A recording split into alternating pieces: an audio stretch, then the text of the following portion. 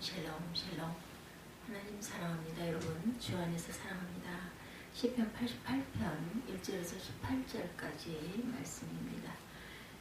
고라자손의 찬송시로 나와 있습니다. 성경에 보니 에스라인 헤만의 마스길 인도자를 따라 마할란느 안녕에 맞춘 노래, 이렇게 길게 표기가 되어 있습니다. 여호와여 내 구원의 하나님이여 내가 주야로 주 앞에서 부르짖사오니, 이렇게 시작이 됩니다. 88편 1절에서 18편 첫 새벽에 주님께 드리는 귀한 말씀 함께 나누시도록 합니다.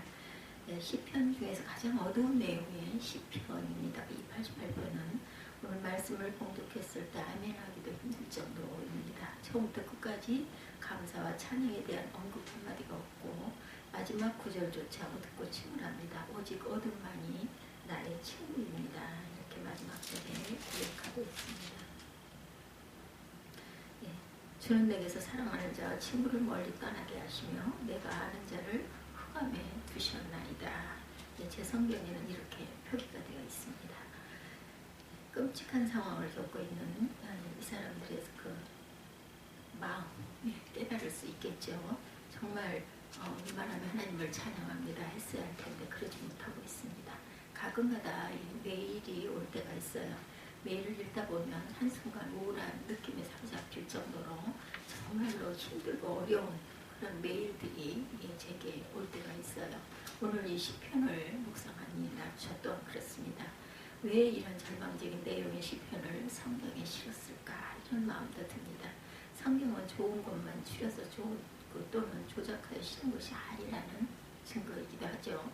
하나님의 자녀도 얼마든지 이런 절망의 순간을 겪을 수 있다는 사실을 보여줍니다. 요셉도 모세도 다윗도 사도 바울도 심지어 예수님조차 그러셨어요. 십자가의 성 요한, 구원받은 성도들도 철저히 하나님께 버림받은 것 같은 고통스러운 처지에 놓이게 된다면서 영혼의 어두운 밤이라는 표현을 씁니다. 시편 기자는 이런 처절한 경험을 여러 다양한 표현으로 고백하고 있습니다. 세월의 문턱, 무덤으로 내려가는 사람, 무덤에 누워있는 살해된 자, 주님의 기억에서 사라진 자, 주님의 진노가 나를 삼켰으며 주님의 무서운 공격이 나를 파멸시켰습니다. 무서움이 날마다 홍수처럼 나를 에워쌌으며, 이렇게도 표현되고 있습니다. 주의 진노가 내게 넘치고 주의 두려움이 나를 끊었나이다. 이런 일이 물같이 종일 나를 애우니 함께 나를 둘러 찬나이다. 주는 내게서 사랑하는 자와 친구를 멀리 떠나게 하시며 내가 아는 자를 흑암에 두셨나이다. 12절에도 흑암 중에 주의 기적과 이즘의 땅에서 주의 공의를 알 수 있으니까 야훼여 오직 내가 주께 부르짖사오니 아침에 나의 기도가 주의 앞에 이르리이다. 여호와여 어찌하여 나의 영혼을 버리시며 어찌하여 주의 얼굴을 내게서 숨기시나이까, 이렇게 기도하고 있죠. 이 시편이 말하는 더욱 중요한 메시지는 절망의 순간조차 하나님의 자녀에게는 생명의 증거가 있다는 것을 보여주는 것이죠. 완전히 절망적인 상황에서 시편 기자는 끊임없이 기도합니다. 주님 나를 구원하시고, 이렇게 시작되죠. 구원의 하나님이여 내가 주야로 주 앞에 부르짖었사오니. 또한 2절에도 보면 나의 기도가 주 앞에 이르게 하시며 나의 부르짖음에 주의 귀를 기울여 주소서. 9절에도 보면 곤란으로 말미암아 내 눈이 쇠하였나이다. 야훼여 내가 매일 주를 부르며 주를 향하여 나의 두 손을 들었나이다. 13절에도 여호와여 오직 내가 주께 부르짖었사오니 아침에 나의 기도가 주의 앞에 이르리이다. 이렇게 소망을 갖고 있어요. 정말 새벽에 드리는, 주님 앞에 드리는 이 기도 주님 받으실 것입니다. 이런 확신이 있는 거죠. 기도 내용은 어둡고 가라앉아 있고 절망적이고 부르짖는 처절한 기도이다 할지라도 기도 이죠. 계속 주님을 부르고 있습니다. 그리고 신앙 고백도 하죠. 나를 구원하신 하나님 그 영혼이 아주 죽지 않을 것입니다. 절망적인 상황에서 죽은 줄 알았는데 당연히 죽었을 텐데 그 영혼은 살아있다라고 이렇게 고백하죠. 13절에 12절에 흑암 중에서 주의 기적과 이심의 땅에서 주의 공의를 알 수 있으니까, 주의 인자하심을 무덤에서 주의 성실하심을 멸망 중에서 선포할 수 있으니까.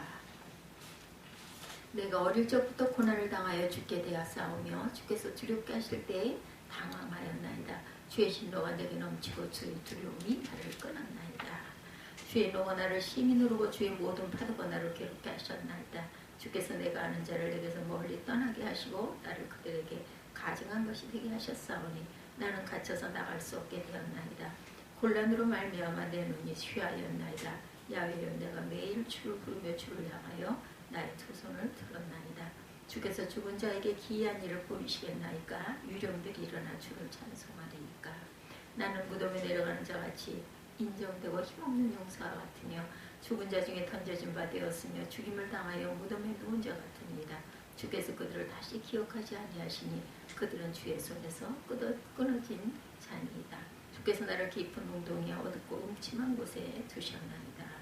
주의 노가 나를 심히 누른다라고 말하고 있죠. 죄를 범하고 입을 열지 않을 때 나타나는 현상입니다. 시편 32편 1절에서 5절에 내가 입을 열지 아니할 때 종일 신음함으로 내 뼈가 쇠하였도다. 주의 손이 주여로 나를 누르시오니 내 진액이 빠져서 여름 가뭄에 마름같이 되었나이다. 시편 51편 11, 2절에도 보면 나를 주 앞에서 쫓아내지 마시며 주의 성령을 내려서 거두지 마소서. 주의 구원의 즐거움을 내게 회복시켜 주시고 자원하는 신령을 주사 나를 붙드소서. 이렇게 찬양 많이 하는 찬양이기도 하죠. 예수께서 십자가에 달리셨을 때 엘리 라마 사박다리 나의 하나님 어찌하여 나를 버리셨나이까 꼬리치셨는데 완전한 절망에 탈취이셨지만 그 순간에도 나의 하나님이라고 고백하고 있죠. 이렇게 주님 주여 하고 기도하는 것은 우리의 영혼이 살아있다라는 것입니다. 죽어가면서까지 주님의 영혼을 받으시옵소서 하는 것 또한 살아있다라는 것. 영혼의 밤을 맞이했을 때도 우리가 할 수 있는 것, 그것은 기도입니다. 말로 기도할 수 없으면 손이라도 들어야 되겠죠. 손들 힘도 없으면 엎드리기라도 해야 합니다. 그러면 새벽을 맞이하게 될 것입니다. 하나님은 좋으신 하나님이시지만 때때로 우리가 고난을 겪도록 그냥 내버려 두시기도 합니다. 시골집에서 불이 나면 위안간에 있는 수가 긴장하여 절대로 밖으로 나오려 하지 않는답니다. 그때는 아무리 힘센 장사가 끌어내도 안 된다고 그래요. 그러나 꿈쩍도 않는 소를 밖으로 신속하게 끌어내는 방법이 있는데 소의 여물통을 엎어버리는 것, 그러면 소가 순순히 우리 밖으로 나온다는 겁니다. 밥을 이제는 안 주겠구나 이러면 이제 따라 나온다는 거죠. 소도 생각이 있다는 겁니다. 이제는 이곳에 소망이 없구나. 이곳에는 더 이상 내게 먹을 것이 없겠구나. 그리고 밖으로 나오는 거죠. 많은 사람들이 여물통에 엎어진 후 주님을 만납니다. 주님께서 내 사랑하는 사람들과 이웃을 내게서 떼어놓으셨사오니. 개인적인 고백이지만 하나님께서 연단시킬 때 쓰신 방법, 외롭게 만드신 거죠. 아내와 부모, 친구와 돕는 자들로부터 떠나 혼자 있게 하신 일이 많은 그런 경우를 우리가 겪습니다. 교통스럽고 두려운 상황에서 혼자 남게 되었을 때 그때 비로소 주님을 찾게 되고 주님을 만나게 된다는 것이죠. 주님과 함께 삶을 다시 시작하게 됩니다. 우리는 하나님의 역사를 매 순간 다 이해할 수 없다는 것을 인정해야 합니다. 지금 북한에 억류된 목사님과 선교사님들이 여러 분 계신다고 그래요. 어떤 목사님, 이면수 목사님, 김동철 목사님, 김국기 목사님, 김정욱 선교사님, 최춘길 선교사님, 이런 분들 벌써 오래전 일이기는 하지만 이 외에도 우리가 알지 못하는 이름을 가지신 많은 분들이 계실 겁니다. 그분들을 위해서 우리는 기도해야 합니다. 억류되어 있는 목사님들, 그리고 여러 가지 그 압제와 핍박을 받는 그런 분들, 선교사님들 많으실 거예요. 어느 날 새벽에 주님은 제게 물으십니다. 만약 내가 억류되었다면 너는 성도들이 어떻게 기도해 주기를 바라겠느냐. 깜짝 놀랐어요. 그때부터 지금까지 기도하고 있습니다. 찬바람이 불면서 더욱 마음이 조급해집니다. 이제는 찬바람 정도가 아니라 한겨울을 향해서 가고 있죠. 하나님께서 왜 속히 풀어주시지 않으시나. 그러나 하나님의 뜻을 속단하면 안 된다는 생각, 우리를 일깨워 기도하게 하시고 이런 목사님들을 쓰시고 그 목사님들로 인하여 우리가 영향을 받아서 더욱 기도하게 하시는 하나님이십니다. 바울이 로마로 가서 복음을 전하고 싶었지만 길이 막혔다고 그래요. 로마서 1장 13절에 형제들아 내가 여러 번 너희에게 가고자 한 것을 너희가 모르기를 원하지 아니하노니 지금까지 길이 막혔어요. 바울이 얼마나 답답했겠습니까? 하나님은 왜 선한 뜻을 가진 바울의 길을 막으시는 것일까? 그래서 로마서가 쓰여진 것이죠. 바울이 로마에 있는 교인들에게 갈 수 없었기에 글로 복음을 정리하여 편지로 써보낼 수밖에 없었던 것. 그래서 우리 손에 로마서가 들려진 결과가 됩니다. 앞이 캄캄한 가운데 기도만 해야 할 때가 있습니다. 그때는 기도하는 것이 하나님의 뜻인 줄 우리는 알아야 되겠죠. 1900년대 우리나라에 부흥이 임하고 뜨거운 기도운동이 일어났던 이유 무엇일까요, 여러분들? 일제시대 중국과 한국으로 가며 사역하였던 블레오 선교사라는 분은 우리 민족이 겪었던 불행과 절망의 상태가 부흥의 이유다 이렇게 말합니다. 그들이 슬퍼하는 것을 볼 때 건장한 남자들이 만국을 슬퍼하며 눈물을 흘리는 것을 볼 때 참으로 동정을 금할 수가 없다. 그들은 내게 와서 이렇게 물었다. 우리같이 가난하고 비참한 민족이 또 있겠는가? 그러나 이것은 그들의 눈이 열렸다는 것을 의미하죠. 그들은 자신들이 멸시와 천대를 받고 있다는 것을 알고 있다. 화살이 한국 민족의 영혼을 뚫고 갔다. 그들의 심령은 갈기갈기 찢겼다. 수년 동안 그들은 책 가운데 앉아 그들이 당하는 불행과 지난날의 죄악을 슬퍼하고 있다.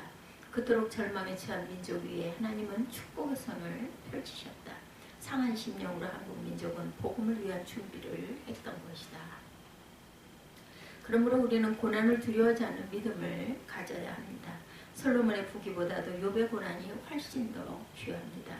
104세 돌아가신 방지일 목사님은 아버지가 먼저 예수를 믿으셨다고 합니다.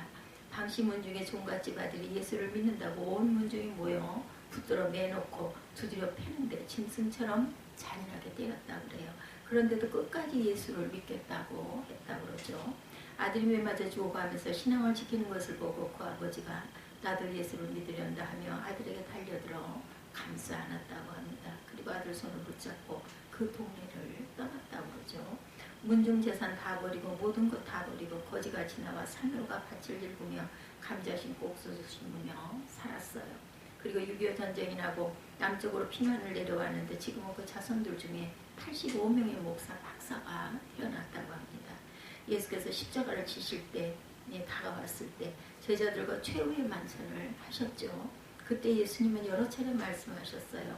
바로 이 시간을 내가 기다리고 기다렸노라. 우리도 고난 중에 힘들어요, 괴로워요 하지만 말고 고난을 준비하는 믿음을 가져야겠습니다. 여전히 고난하면서 두려운 마음이 드는 분도 계실 겁니다. 아무리 고난을 준비합시다. 고난은 축복입니다. 다짐해도 고난을 감당하려는 것보다는 고난보다 더 크신 주님을 우리가 만나기를 원하죠. 저도 몇 번 절망이라고 생각되는 때가 여러 번 있었습니다. 지나고 나서 생각해보면 별일도 아닌데 싶지만 당시에는 정말 앞이 보이지 않았어요. 그대로 끝일 것 같기도 했습니다. 그때 리차드 범프란트 목사님의 글을 읽습니다. 리차드 범프란트 1948년 루마니아 비밀경찰에 의하여 투옥되고 20년 가까이를 옥에서 살면서 신앙을 버리게 하려는 공산 당국에 의하여 엄청난 고문과 핍박을 받으셨어요. 그가 옥에 갇힌 지 수년 동안 일절 면회도 없다가 한 번은 옥에서 방송하기를 모든 수감자들에게 가족 면회를 허락하니 집에다 엽서를 보내라 이렇게 방송이 나옵니다. 면회 날이 되었을 때 다들 면도를 하고 생애욕을 입고 마음에 들떴는데 범프란트 목사님에게만 아무도 면회를 안 오는 것이었다고 합니다. 자신의 엽서가 아내의 손에 들어가지도 못했음을 알 수 없는 이분이 감방에 혼자 남습니다. 그때 방송이 나옵니다. 아무도 너를 사랑하지 않는다. 이제는 아무도 너를 사랑하지 않는다. 그 자신도 모르게 눈물이 흐르는데 나중에는 흐느끼며 우셨다고 그래요. 몇 년을 한 번도 아내도 아이들도 보지 못했어요. 그러다 이날을 만날 수 있으리라. 어린아이처럼 마음이 들떴는데 아무도 나를 찾으러 오지 않다니 또 방송이 나옵니다. 그들은 더 이상 내게 관심이 없다. 그 말을 듣고 몸부림을 쳤다고 그러죠. 다음 날 동료들이 돌아왔습니다. 아내를 만난 이야기를 합니다. 그러면서 자신을 비웃습니다. 더러운 말을 합니다. 그때 방송이 다시 나옵니다. 하나님은 죽었다. 하나님은 안 계신다. 그때 범프란트 목사님은 그 말이 믿어지기 시작함을 느꼈다고 그래요. 내가 지난 몇 년 동안 어떻게 믿음을 지켰는데 하나님 이게 뭡니까? 그 순간 성경에 배교의 때가 이를 것이라는 말씀이 생각났다고 그러죠. 예수께서 무덤에 묻히셨던 때 여인들을 생각합니다. 그 여인들도 나처럼 이렇게 절망스러웠겠지. 그러나 그들은 울면서도 예수님의 무덤을 떠나지 않았다. 그 시간 범프란트 목사님은 자신을 하나님께 온전히 드렸다고 그러죠. 이유를 알 수 없는 환난과 혼란 속에서 자신의 모든 판단까지 하나님께 드렸어요. 하나님, 나는 그냥 울 것입니다. 무덤 곁에서 울던 여인들처럼. 그는 결국 풀려났습니다. 그리고 루마니아에 다시 기독교 부흥의 때가 옵니다. 범브라드 목사님의 글을 읽으면서 마음이 무거움이 풀어집니다. 내게 닥친 어려움이 크고 그 모습 그대로 끝날지도 모르지만 분명한 것은 주님께서 내 안에 계시다는 것이죠. 그러면 됐지 하고 받아들이기로 했습니다. 그래서 여기까지 왔다 그런 거죠. 여러분, 우리가 한순간순간 나쁜 순간도 있었을 거예요. 어제는 제주도에 지진이 났다라고 경보가 뜬 것을 제가 봤습니다. 제가 자세한 방송을 듣지는 못했지만 인명의 피해는 없었는지, 지진이 도대체 어느 곳에 났는지 문자만 제가 보고 말았어요. 우리가 지금 땅에서 살고 있고 호흡하고 있지만 어느 순간에 어떻게 될지 우리는 알 수 없습니다. 마지막 때처럼 하루하루를 잘 정리하고 살아가야 할 줄로 믿습니다. 이제부터 더 이상 환경이 더 좋은지 나쁜지, 기분이 좋은지 나쁜지 신경 쓰지 마십시다. 우리는 오직 하나만 확인하고 살아야 합니다. 주님이 나와 함께 하시는 것이죠. 다윗은 하나님께서 때때로 사망의 음침한 골짜기로 인도하시는 것을 느끼고 알았어요. 그러나 그는 그 순간에도 오직 하나만 확인합니다. 주님께서 여전히 함께 하시느냐, 이것만 중요한 거죠. 시편 23편 4절입니다. 내가 사망의 음침한 골짜기로 다닐지라도 해를 두려워하지 않을 것은 주께서 나와 함께 하심이라. 주의 지팡이와 막대기가 나를 안위하시나이다. 아멘. 이것이 다윗의 신앙입니다. 주님이 함께 하시면 그는 언제나 부족함이 없다고 믿었어요. 오늘 설교 제목이 별이 빛나는 밤에입니다. 무슨 심야음악 프로그램 제목 같죠? 제가 어린 날 청소년 때 별이 빛나는 밤에 아주 많은 사람들이 애청했어요. 정말 그 트랜지스터 라디오에 머리 위에 놓고 누워서 듣는 그 아주 그 고즈넉한 기쁨, 이루 말할 수가 없죠. 요즘에 휴대폰 아주 대단한 영상에 기가 막힌 그런 눈으로 보는 그런 것도 물론 좋지만 저는 귀로 듣는 그 라디오가 그렇게 좋을 수가 없었습니다.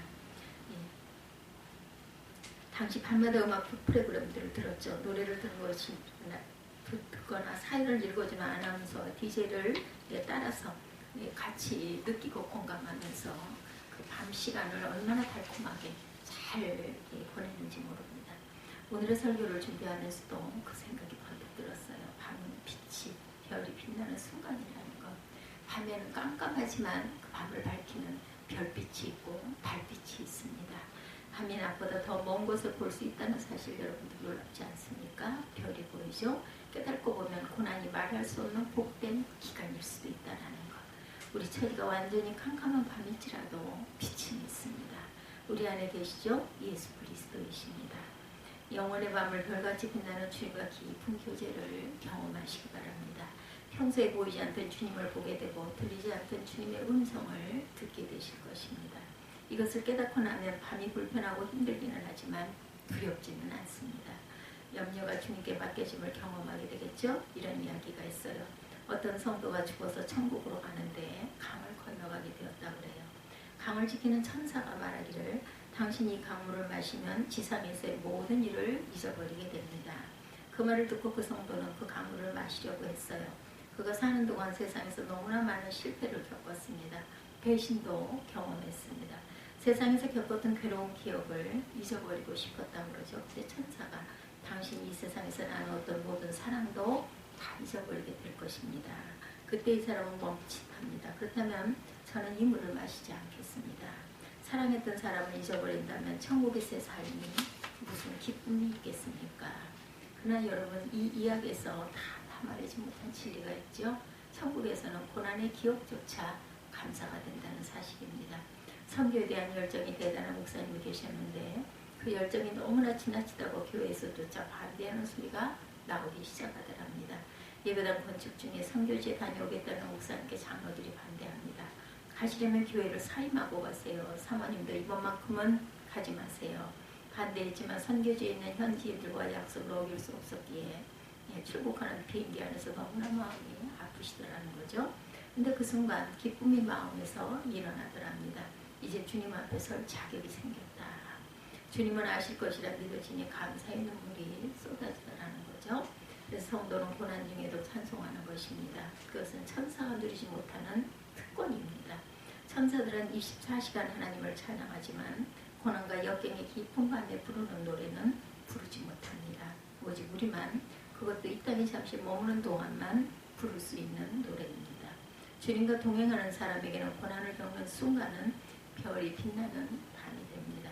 나는 정말 예수를 믿게 되었나, 고난도 감사한지 확인해 보시기 바랍니다. 매 순간이 주님과 동행하는 훈련이죠. 24시간 주님을 바라보는 것을 소홀히 여기면 절대로 안 됩니다. 고난을 맞아보면 알게 됩니다. 주님을 아는 사람은 고난이 감사가 되죠. 그리고 어느덧 새벽을 맞게 될 것입니다. 여러분들 이 찬양 많이 하시죠? 괴로울 때 주님의 얼굴 보라. 예, 우리가 이 찬양 가사를 잘 생각하시면서 오늘도 첫 새벽을 기도로 승리하시기를 주님의